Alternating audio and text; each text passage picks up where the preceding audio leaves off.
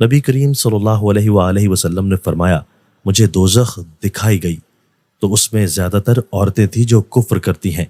کہا گیا، یا رسول اللہ، کیا وہ اللہ کے ساتھ کفر کرتی ہیں؟ آپ صلی اللہ علیہ وآلہ وسلم نے فرمایا کہ خاوند کی ناشکری کرتی ہیں اور احسان کی ناشکری کرتی ہیں۔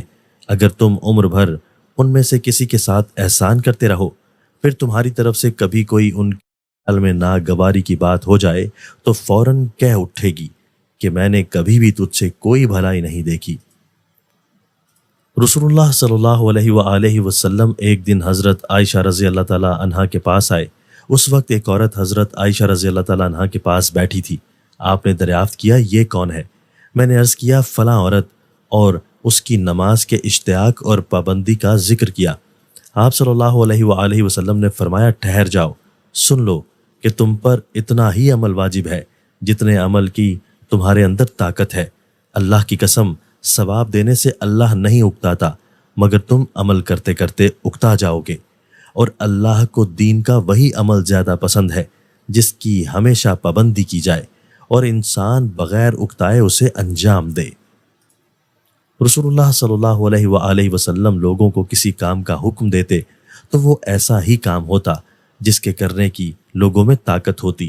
اس پر صحابہ رضی اللہ عنہم نے عرض کیا کہ یا رسول اللہ، ہم لوگ تو آپ جیسے نہیں ہیں، آپ تو معصوم ہیں، اور آپ کی اللہ پاک نے اگلی پچھلی سب لغزشیں معاف فرما دی ہیں، اس لیے ہمیں اپنے سے کچھ زیادہ عبادت کرنے کا حکم فرمائیے۔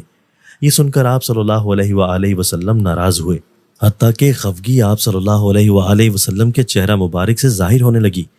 پھر فرمایا کہ بے شک میں تم سب سے زیادہ اللہ سے ڈرتا ہوں اور تم سب سے زیادہ اسے جانتا ہوں، بس تم مجھ سے بڑھ کر عبادت نہیں کر سکتے۔ رسول اللہ صلی اللہ علیہ وآلہ وسلم ایک دفعہ مدینہ یا مکہ کے ایک باغ میں تشریف لے گئے۔ وہاں آپ صلی اللہ علیہ وآلہ وسلم نے دو شخصوں کی آواز سنی جنہیں ان کی قبروں میں عذاب کیا جا رہا تھا۔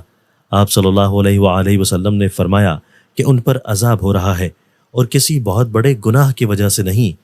پھر آپ صلی اللہ علیہ وآلہ وسلم نے فرمایا، بات یہ ہے کہ ایک شخص ان میں سے پیشاب کی چھینٹوں سے بچنے کا اہتمام نہیں کرتا تھا اور دوسرا شخص چغل خوری کیا کرتا تھا۔ پھر آپ صلی اللہ علیہ وآلہ وسلم نے کھجور کی ایک ڈالی منگوائی اور اس کو توڑ کر دو ٹکڑے کیا اور ان میں سے ایک ایک ٹکڑا ہر ایک کی قبر پر رکھ دیا۔